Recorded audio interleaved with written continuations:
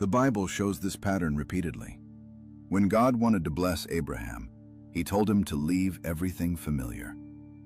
Genesis 12:1 says, "Go from your country, your people, and your father's household to the land I will show you." God didn't give Abraham full details. He didn't give timelines. He gave direction. And Abraham had to walk alone before he could walk into promise. Then there's Moses. Moses lived 40 years in the desert, far from power, recognition, and influence.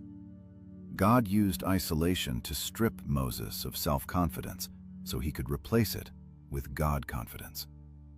Moses had to learn that deliverance doesn't come from strength, but from obedience.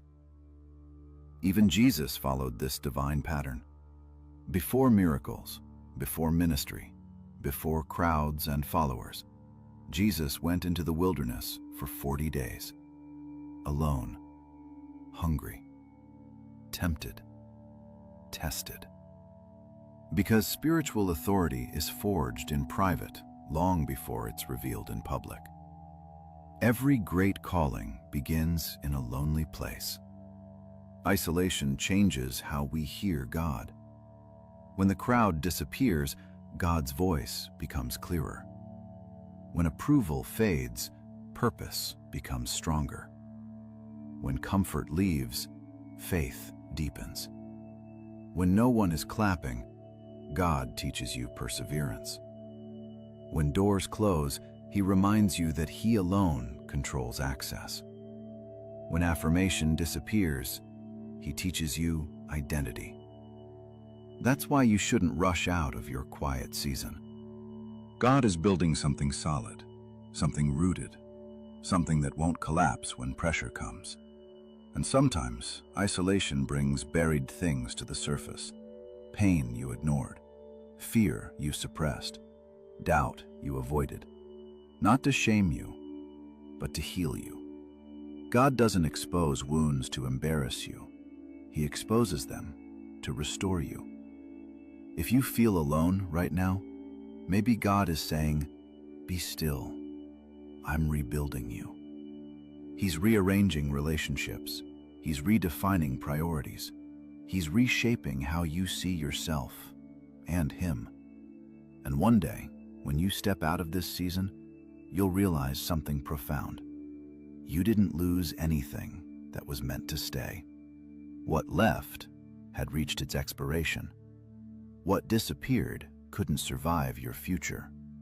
What fell away was making room for something greater.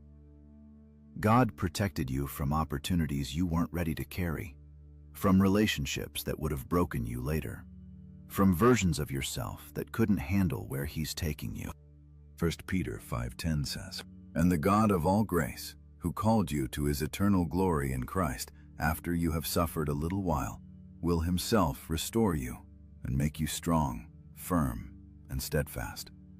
This reminds us that after we suffer for a little while, God Himself will restore us, strengthen us, confirm us, and establish us. Notice the order. Suffering comes before strengthening. Isolation comes before establishment. Preparation comes before promotion. You are not forgotten. You are being formed. You are not buried. You are planted. Seeds grow in darkness before they break the surface. And yes, waiting is hard. It's hard when progress feels invisible. It's hard when others seem ahead. It's hard when prayers feel unanswered.